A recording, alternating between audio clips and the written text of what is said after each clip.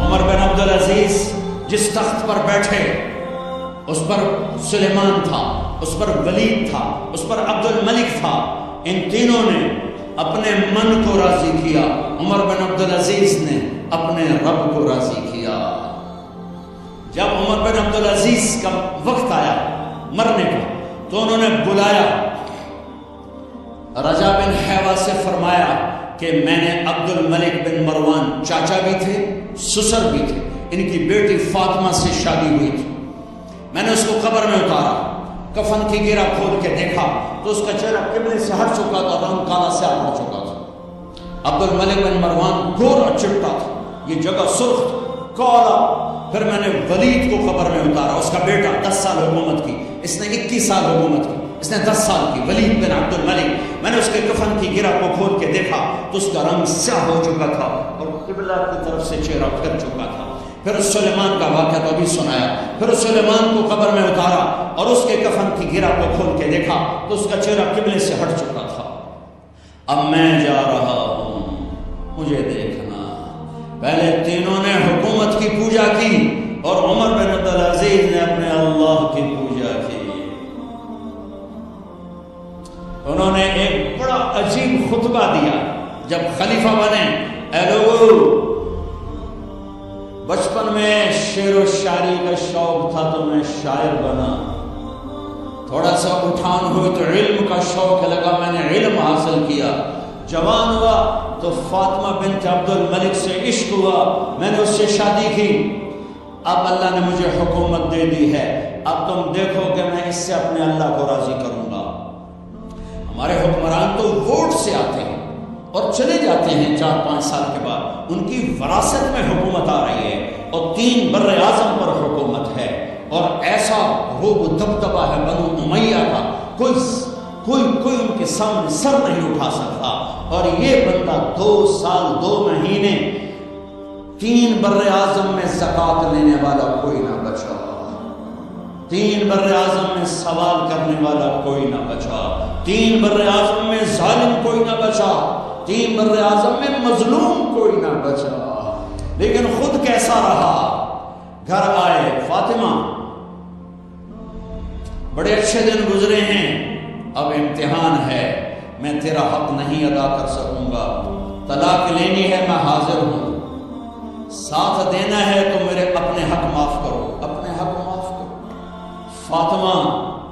فاطمہ جیسی عورت انسانی تاریخ میں کوئی نہیں آئی، سیاسی لحاظ سے، سیاسی۔ دادا مروان بادشاہ، باپ عبد الملک بادشاہ، بھائی ولید بادشاہ، دوسرا بھائی سلیمان بادشاہ، تیسرا بھائی ہشام بادشاہ، چوتھا بھائی یزید بادشاہ اور اپنا خامن بادشاہ۔ 7 نسبتوں سے یہ عورت شہزادی ہے۔ کائنات انسانی تاریخ میں اتنی بڑی عورت کوئی نہیں آئی، سیاسی۔ فاطمہ کہنے لگی، عمر میں نے سکھ کے دن تیرے ساتھ گزارے ہیں، دکھ میں تجھے چھوڑ کے نہیں جاؤں گی، جو میں نے اپنے سارے حق معاف کی۔ پھر حضرت عمر بن عبدالعزیز کی راتیں اور دن کیسے گزرے؟ فاطمہ بنت عبد الملک فرماتی ہیں 2 سال 2 مہینے میں وہ میرے بستر پر میرے ساتھ نہیں لیٹ گئے، انہیں غسل کی ضرورت نہیں پیش آئی، مصلے پہ بیٹھتے روتے وہیں سو جاتے اور روتے وہیں سے اٹھتے۔ پر 3 بر اعظم میں ظالم کوئی نہ بچا، مظلوم کوئی نہ بچا، زکوٰۃ لینے والا کوئی نہ بچا، بھکاری بھیک مانگنے والا کوئی نہ بچا۔ 3 بر اعظم کو ایسے صاف کر دیا۔ یہ فیصلہ آباد بھی ان کی حکومت میں شامل تھا، کیونکہ ملتان وہ بمبئی تک اور ملتان دیپالپور تک، یہ سارا علاقہ ملتان میں آتا ہے، اور محمد بن قاسم نے ملتان فتح کیا ولید کے زمانے میں۔ اپنی حکومت کو اللہ کی رضا کے لیے استعمال کیا۔ کیسے استعمال کیا؟ سارے مال فاطمہ کا سارا زیور بیت المال میں ڈال دیا، تنخواہ پہ آ گئے، عید کا موقع آیا، بچوں نے ماں سے کہا، 12 بچے تھے، بچیاں 12 بچے، ہمیں کپڑے لے کر دو، عید آ رہی ہے، ہر آدمی اپنے بچوں کے لیے کپڑے لے رہا ہے، ہمارے بچے بھی کہہ رہے ہیں کپڑے لے جاؤ بھائی لو۔ فاطمہ کے پاس عمر 3 بر اعظم کے بادشاہ کے بچے آ رہے ہیں، ماں جی عید آ رہی، کپڑے تو لے دیں ابا سے کہیں کہ ابا سے بات کرتی ہوں۔ ابا تشریف لائے، خزانے لبالب بھرے ہوئے گندم کے ڈھیر کی طرح کہ امیر المومنین بچے کپڑے مانگ رہے ہیں۔ فاطمہ میرے پاس تو پیسے نہیں، میں کہاں سے کپڑے لے کر دوں، میرے پاس تو پیسے نہیں۔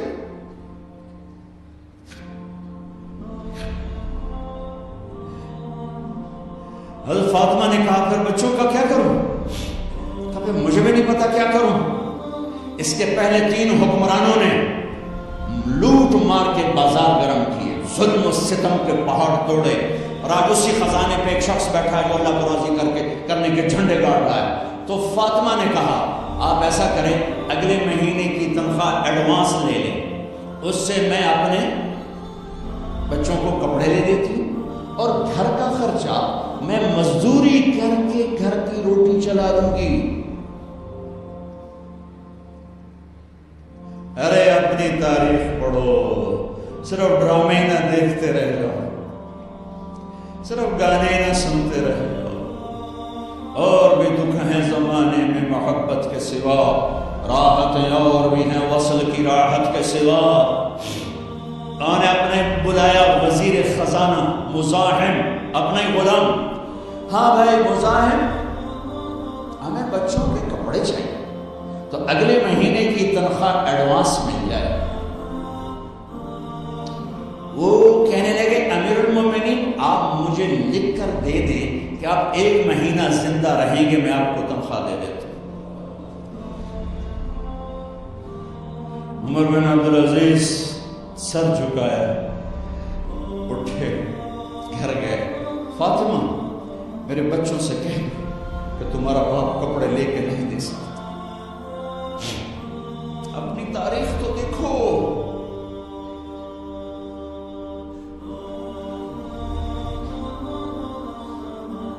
عید کا دن آ گیا، خلیفہ وقت عید کی نماز پڑھاتے تھے، نمازیں بھی خلیفہ وقت پڑھاتے تھے۔ بنو امیہ کا خاندان ملنے کے لیے آ رہا ہے، سارے سرداروں کے بیٹے اعلیٰ پوشاک، اعلیٰ لباس،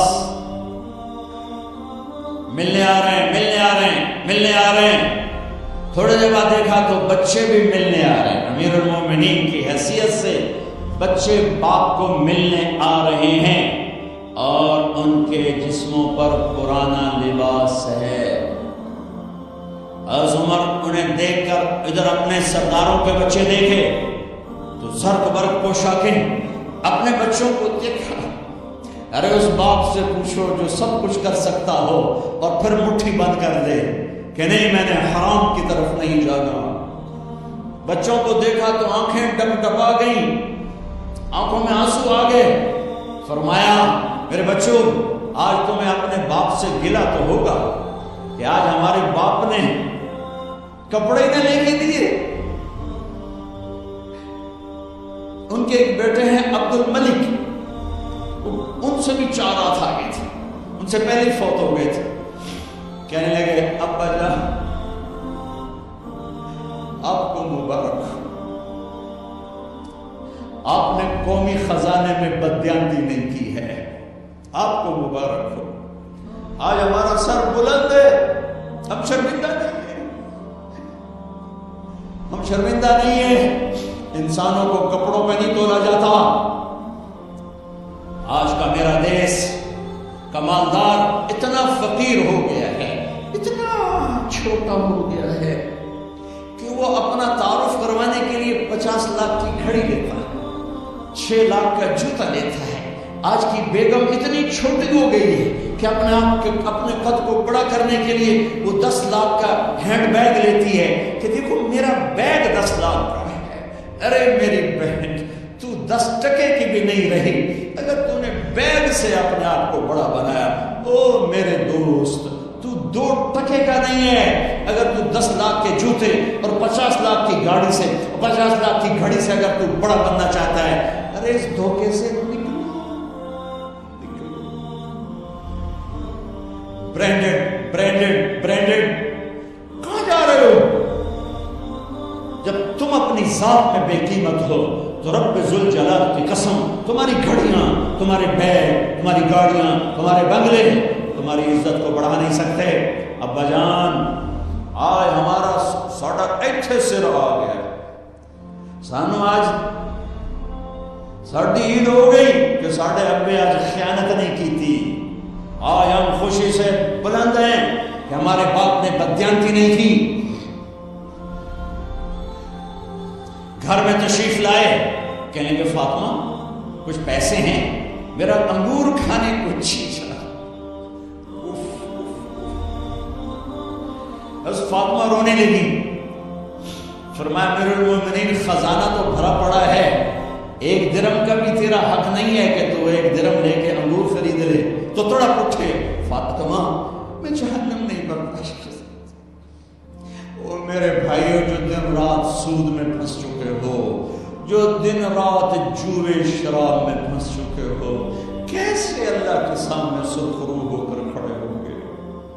فاطمہ میں جہنم نہیں برداشت کر سکتا۔ نہیں،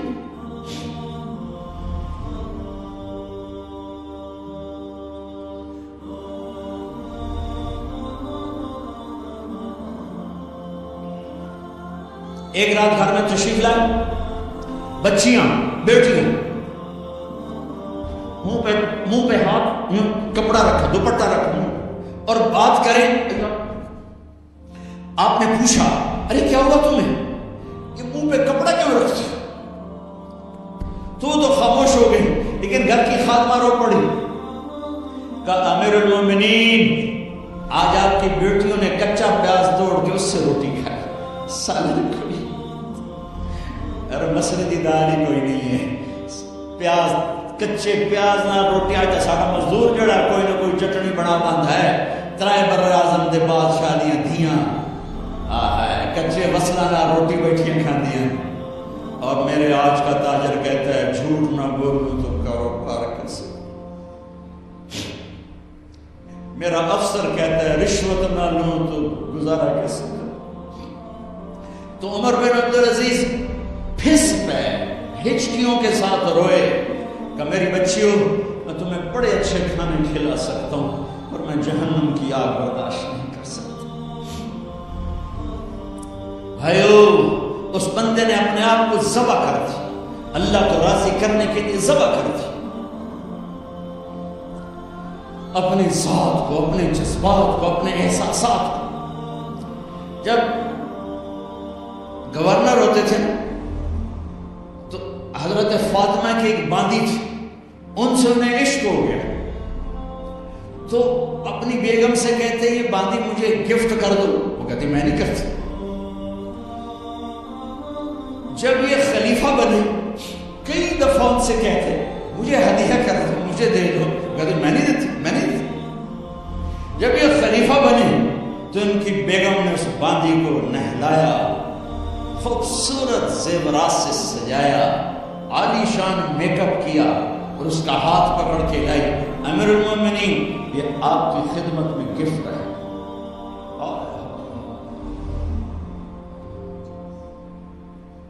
اس کو یوں دیکھا، فرمایا کہاں سے آئی تھی؟ کہا جی عبد الملک نے کوفے سے مجھے زبردستی اٹھوایا تھا۔ تو آدمی بلائے کہ جاؤ اسے اس کے مالک کے پاس واپس بھیج دو۔ وہ کہنے لگی این وجدک علی یا امیر المؤمنین، امیر المؤمنین آپ کا عشق کہاں گیا جو میرے ساتھ تھا؟ تو عمر کی آنکھیں بھر آئیں، کہا وہ پہلے سے بھی زیادہ ہے لیکن تمہیں اللہ کے لیے قربان کرتا، میں اپنے عشق کو اللہ کے لیے قربان کرتا۔ ہاں اب اللہ نے صلہ کیا دیا، جب انتقال ہوا ہونے لگا تو بلایا رجا کو، جو میں بات پہلے چھوڑ کے ادھر ان کی تھوڑی سیرت بتائی کہ رجا اب میں مرنے لگا ہوں، عبد الملک کالا ہو گیا تھا، ولید کالا ہو گیا تھا، سلیمان کالا ہو گیا تھا۔ یہ کیوں کالے ہوئے تھے؟ یہ بے نمازی نہیں تھے، بدکاری نہیں کرتے تھے، کسی کی طرف ان کی میلی آنکھ نہیں اٹھی کبھی. یہ ظالم تھے، ظالم انسانوں کا خون پیا، مال میں خیانت کی، اس پر اللہ نے چہرے پھیر دیے. آج عمر بن عبدالعزیز جا رہا ہے، کہتے کو میں جا رہا ہوں، مجھے دیکھو میرے ساتھ کیا ہوتا ہے. ان کا انتقال ہوا، ان کی میت قبر کے کنارے رکھی گئی اور اب نیچے اتارنا ہے. سلیمان کی میت کو اتارنے لگے تو ہلنے لگا اور عذاب قبر پہلے شروع ہو گیا. عمر کی میت کو جب قبر کے قریب کیا گیا، ایسے ہوا کا جھونکا آیا، ایک پرچہ ایسے لہراتا ہوا یوں آیا، یوں آیا، یوں آیا اور عمر کے سینے پر گر گیا. لوگ اکٹھے ہو گئے، پرچے کو کھول کے دیکھا گیا تو اس پہ لکھا تھا بسم اللہ الرحمن الرحیم براءۃ من اللہ لعمر بن عبد العزیز من النار.